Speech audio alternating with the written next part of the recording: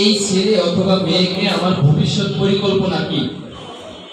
দেখেন, যখনই আপনি আপনার একটা ভবিষ্যৎ পরিকল্পনা নিয়ে আগাবেন, তখনই দেখা যাবে যে আল্লাহ চাহে তো 100% পৌঁছাবেন, অথবা না পারলেও 80% বা 90% পৌঁছাতে পারবেন। কিন্তু অনেক সময় দেখা যায় বাচ্চা হয়েছে, মানে আমার একটা ছেলে বাবু বা মেয়ে বাবু আছে, কিন্তু আমরা ভবিষ্যৎ পরিকল্পনা করি না। তখন আমাদের অনেক অভিভাবক এই সমস্যায় পড়ে। কি করে, একবার এই মাদ্রাসায় ভর্তি করে, একবার স্কুলে ভর্তি করে, একবার ওইটা ভালো লাগলো একবার এখানে ভর্তি করে। এইভাবে দেখা যায় একটা বাচ্চার তার পড়ালেখার ক্ষতি হয়, পাশাপাশি তার বয়সেরও ক্ষতি হয়। যখন আপনি স্বামী স্ত্রী যে ভাবলেন আমার একটা ছেলে সন্তান হয়েছে, আমার টার্গেটটা কি? আমি তাকে কি হাফিজ বানাবো, মৌলানা বানাবো, না মুফতি বানাবো, নাকি আমি ডাক্তার ইঞ্জিনিয়ার বানাবো? যদি আপনি তাকে ডাক্তার ইঞ্জিনিয়ার বানান, তখন আপনার টার্গেট থাকবে কি, যে আমি ওই কোয়ালিটি অনুযায়ী আগাবো। আমার টার্গেট কোথায়, ভবিষ্যৎ কি, তাকে আমি ডাক্তার বানাবো। আপনি ঠিক ওই প্রতিষ্ঠানগুলোতে ভর্তি করাবেন। কেউ ডাক্তার বানাবার কথা বলে যে মাদ্রাসা ভর্তি করবে, করবে না। আবার কেউ হাফিজ বানানো ভর্তি করবে যে স্কুলে ভর্তি করবে, সেটা করবে না। এই জন্য আমাদের প্রথম যাচাই করতে হবে আমাদের বাচ্চার ভবিষ্যৎ কি করবো আমরা, আমার এই সন্তানকে আমি কি বানাবো। যখনই আপনি ভবিষ্যৎ পরিকল্পনা করবেন, সেই অনুযায়ী আগাবেন, আল্লাহ চাইলে ইনশাআল্লাহ আপনাকে ওই পর্যন্ত আল্লাহ আপনাকে পৌঁছাই দিবেন।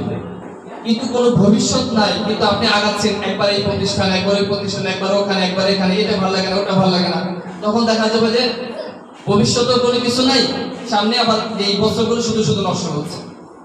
এই জন্য আমরা মা বাবারা সবাই চেষ্টা করব, সন্তান যে কয়জনই হোক না কেন, আগে স্বামী স্ত্রী বসে, বাসায় বসে স্বামী স্ত্রীর সাথে একসাথে বসে আমরা আলোচনা করব, আমার সন্তানকে আমি কি করব। আসলে আমরা আলোচনা করি আমরা আমার সন্তান কি বানাতে পারি, সে অনুযায়ী আগাবো। এটা আপনাদের কাছে বিশেষভাবে অনুরোধ থাকবে, আপনারা সবাই স্বামী স্ত্রী মিলে এই আলোচনাগুলো করবেন ইনশাআল্লাহ বাচ্চার ভবিষ্যতের জন্য।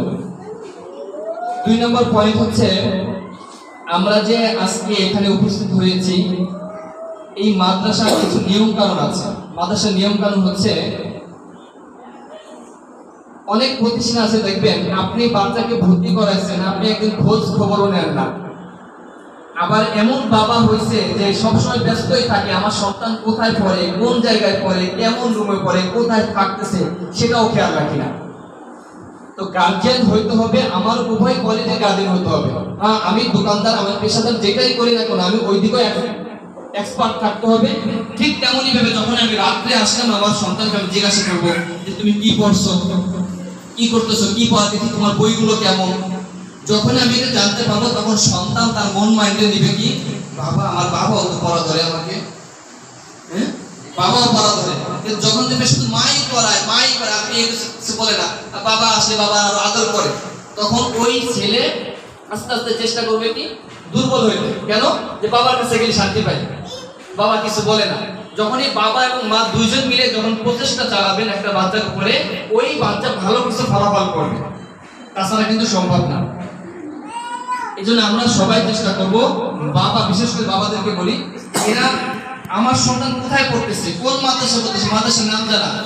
এমনও অভিভাবক আছে যে আমার ছেলে মাদ্রাসার নামটা তো জানেই না, বা যে স্কুলে পড়ে স্কুলের নাম জানে না, কোন শ্রেণীতে পড়ে এটাও সে জানে না। তাহলে সে বাবা, মানে গার্জিয়ান হিসেবে কোন কাতারে পড়ে না, সে তো গার্জিয়ানই না।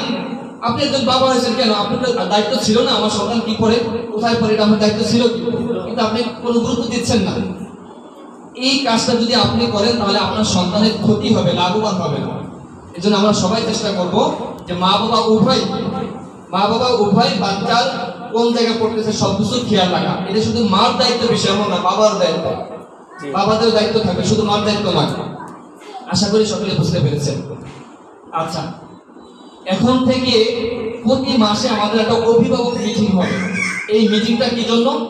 এই মিটিংটা হচ্ছে আপনার সন্তান কতটুকু পারতেছে বা কতটুকু পারবে, বা এখন সন্তানকে কিভাবে করলে ভালো হয়। মনে করেন মাদ্রাসার সবাই হুজুররা চেষ্টা করতেছে, ম্যাডামরা চেষ্টা করতেছেন, কিন্তু কোনো সুফল পাচ্ছে না। তখন কি করা হয়, একটা অভিভাবক মিটিং ডাক দেওয়া হয়। কেন? যে আসেন, এই বাচ্চা আমরা খুব চেষ্টা করতেছি, হচ্ছে না, কিন্তু আপনারা যদি মা বাবা বাসায় চেষ্টা করেন, আমরা যদি মাদ্রাসায় চেষ্টা করি, তাহলে ওই বাচ্চা কিছু হইতে পারবে। এখন দেখেন সমস্যা কোথায় পড়ে।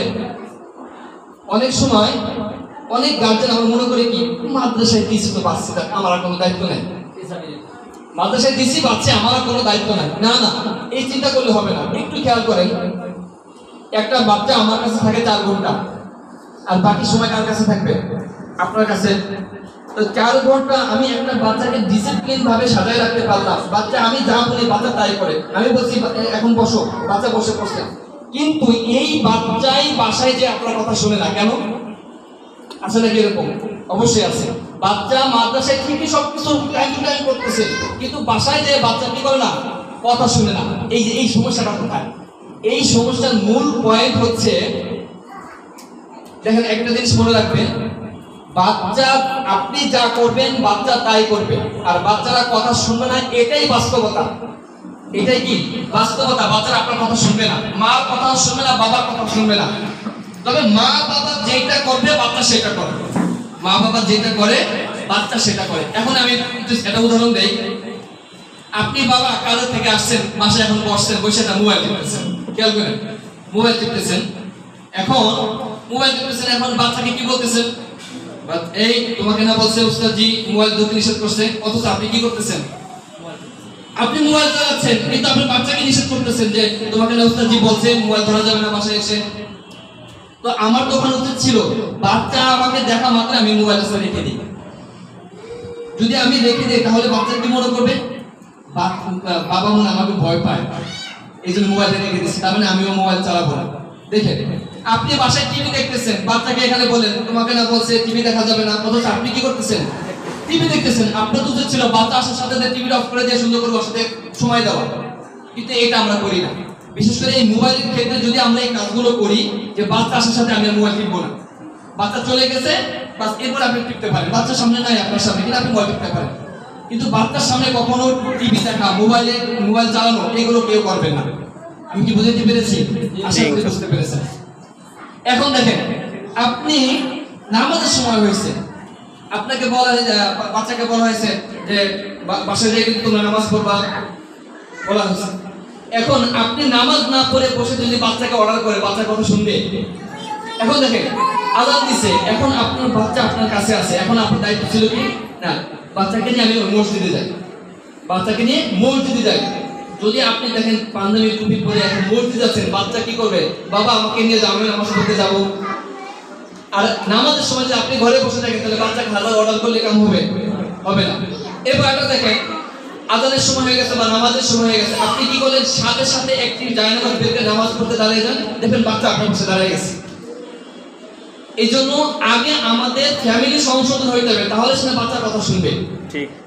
তাহলে মূল পয়েন্ট কোনটা? মা এবং বাবারা আগে আমরা কি করবো বলেন?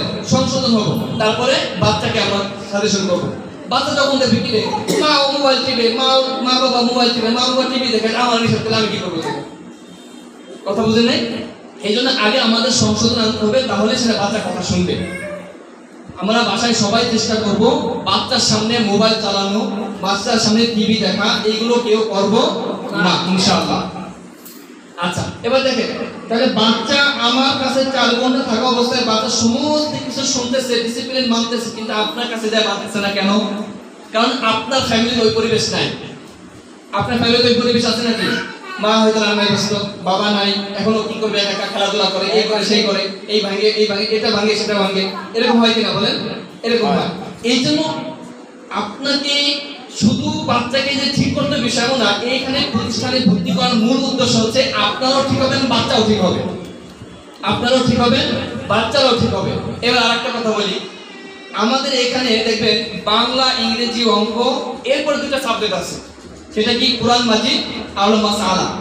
এই কোরআন মাজিদ মাসআলা খালি মনে করেন এটা আমার বাচ্চার জন্য না, না এটা আপনার জন্য, এটা মা বাবাদের জন্য। এই কোরআন মাজিদ মাসআলা এটা আমাদের দরকার আছে কিনা বলেন? আমরা অনেক মা বাবা আছে কি জানি না, ওযু ফরজ কই, গোসলে ফরজ কই, ওযু করে কিভাবে, এটা কিচ্ছুই জানি না।